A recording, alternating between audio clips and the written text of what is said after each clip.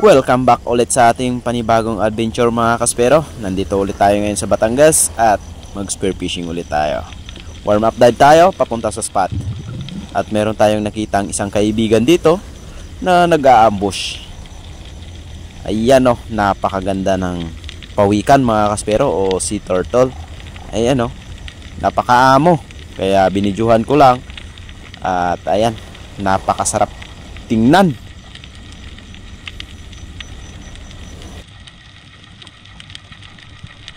At pagdating ko nga dito sa spot, nag-ambush ako at nagpakita sa atin na isang giant king mackerel. Ang problema lang, hindi para sa atin. Kaya wag nating pilitin, hinayaan ko na mga kaspero. Dahil balang araw, babalikan ko yan at mapapana ko pa rin yan mga kaspero. Dahil baluarte nila yan at hindi sila aalis. Drop ulit tayo. Medyo nasa 20 meters na tayo ngayon mga kaspero. Medyo malabo lang yung tubig. At medyo maulap, kaya yung visibility ng tubig medyo malabo at medyo makulimlim yung ulalim. Pero ayos lang dahil alam natin na merong pelagic sa ilalim. Dahil nandyan yung mga bait. Dahil same spot lang naman ito na pinapanaan ko ng mga trevally at saka king mackerel. At dito nga nag-ambush ako, patingin-tingin sa paligid, at nung pagtingin ko sa likod, ayan, isang brassy trevally, good size brassy trevally. At hindi na ako nagdalawang isip na tirahin ito. At nung tinira natin, tinamaan at tumagos pa yung shop natin hanggang shooting line. Kaya ayos yung unang isda natin sa araw na ito, isang good size na brassy trevally.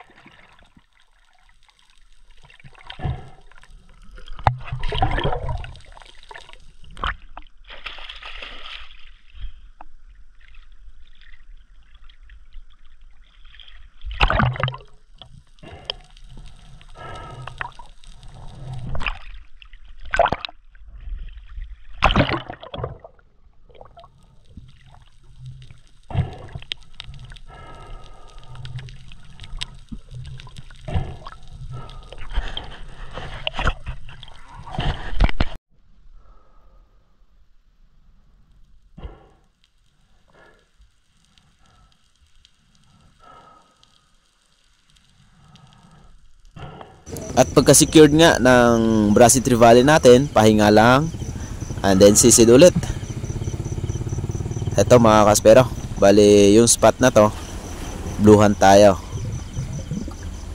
At yung target natin dito, king mackerel na umaangat mga kaspero. Dahil napansin ko, napakaraming bait sa taas. Nandyan yung mga dalagang bukid at mga triggerfish. So ibig sabihin, merong pelagic na umaaligid sa ilalim. Kaya tingnan natin kung ano yung lalapit mga kaspero.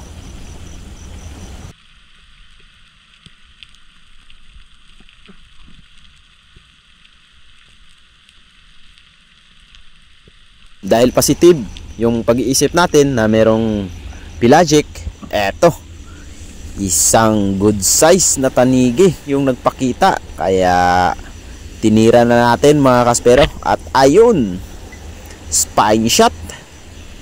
Hindi na nakahila ng mahabang tali itong king mackerel na nahuli natin mga kaspero.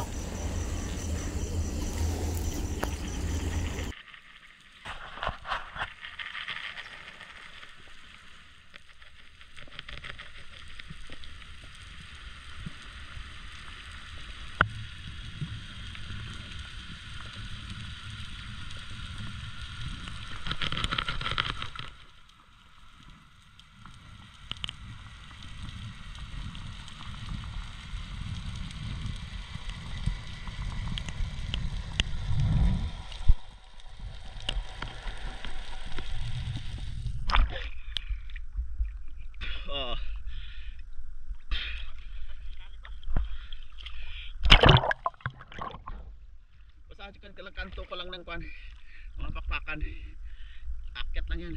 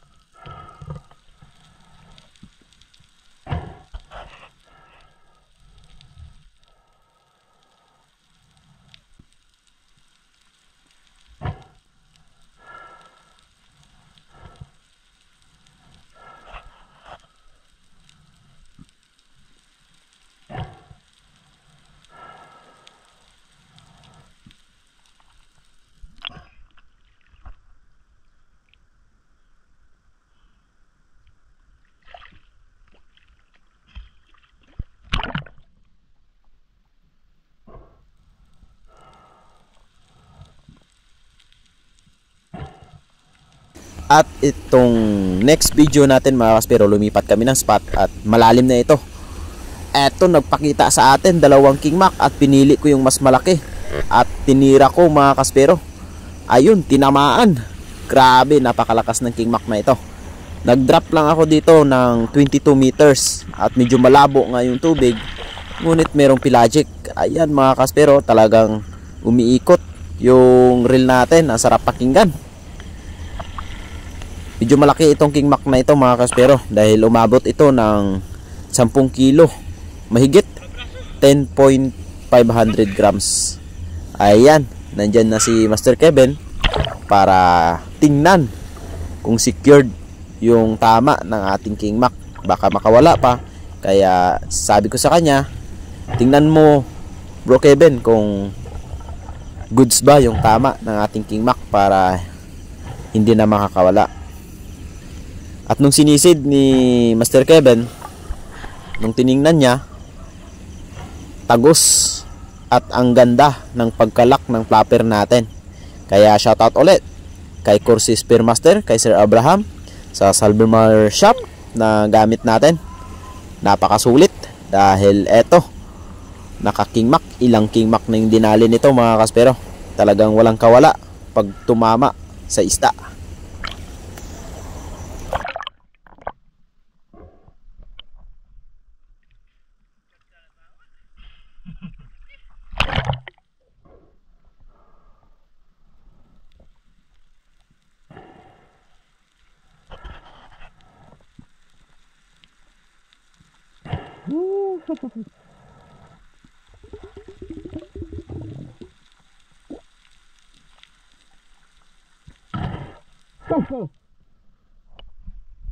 Lak talaga oh. Ayos. Yari na naman. Salbimar lang sa kalab. Grabe. Double barb. Pag ganito talaga bro, wala talaga kawala eh no? Oh?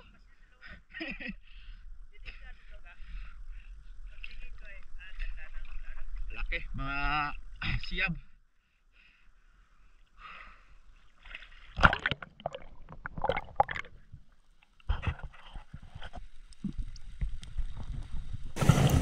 After natin na-secured yung King Mac at kinabukasan, sumisid ulit kami ni Bro Kevin at eto yung nagpakita mga kaspero, 4 na piraso na Sailfish Marlin.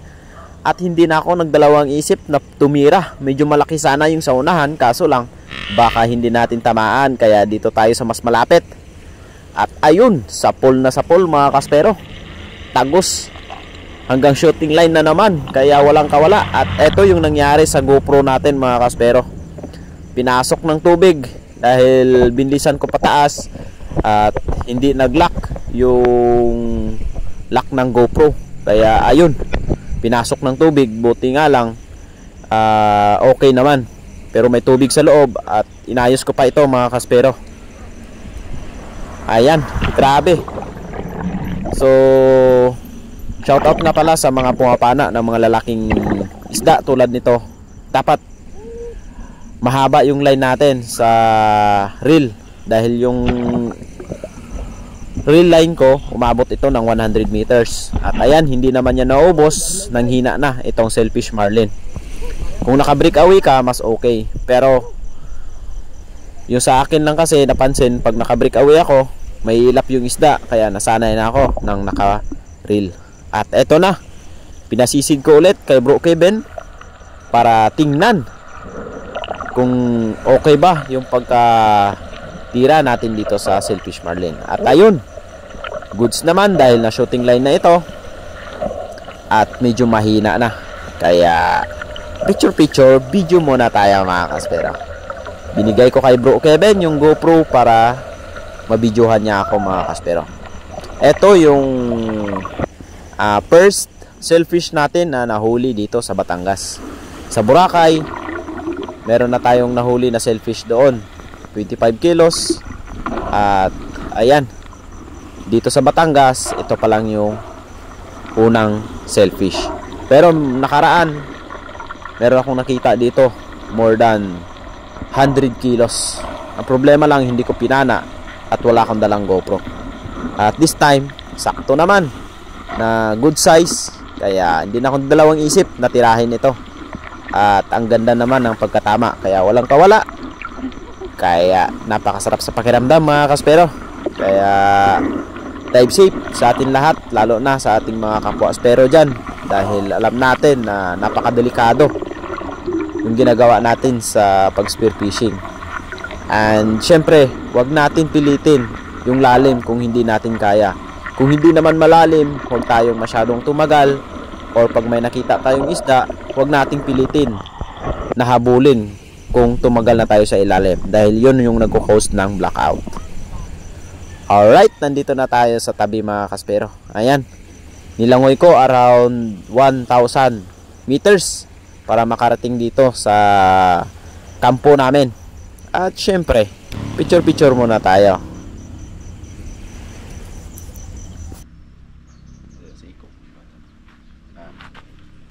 Labo. Dulom lang. Larom isda. Yes, Pia.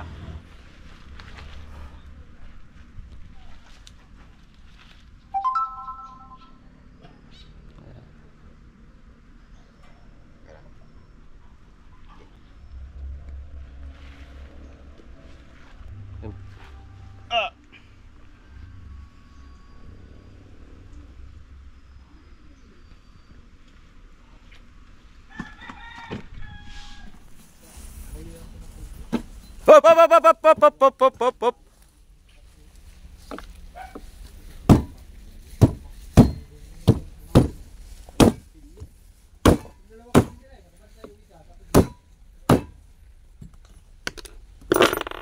Si Master Danny na yung humusga. Bawa natin to. Sarap kaya talaga to? Ito. Siguro, ijadan ho. Ayaw. Sige, dyan lang utda. Uy, sapol ang abdo.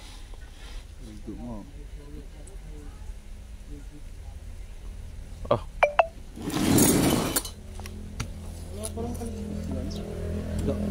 Oh, oh.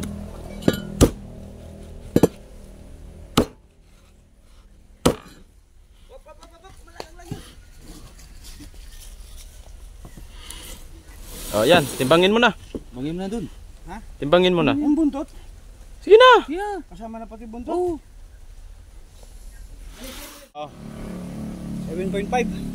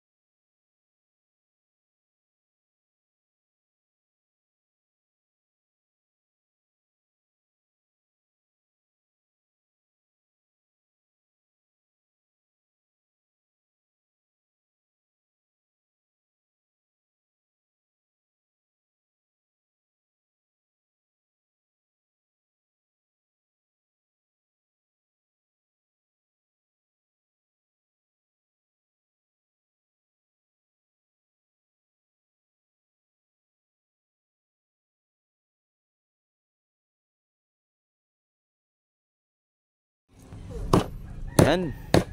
Para sa mga master yan. Sasabawan ng ulo. At yun yung laman loob. Pangit daw yan. Pangit. Size. Bawal to sa inyo ha, tungol. Pop! Oh, yari talaga. Huwag mo kasing patamaan yung mata. Nga. Muntik na. Isa na yan. Oh, hasang. Sino may gusto ng hasang? Oh. Ayun o. Free na lang yan. Ilang piraso yan, oh? Isa, dalawa, tatlo, apat, lima. Bro Ruel, may hasang oh. Alam kong paborito mo yan oh. Ay, apat pala. 8. Yung palikpik. Yung palikpik pa, yan oh. May taba oh. Bro! Dan! May taba dan oh, bulang. Hindi, sabawan mo ng daan niya. Ni? Di, ano, bugoy. Ngayon? Oh, taba oh.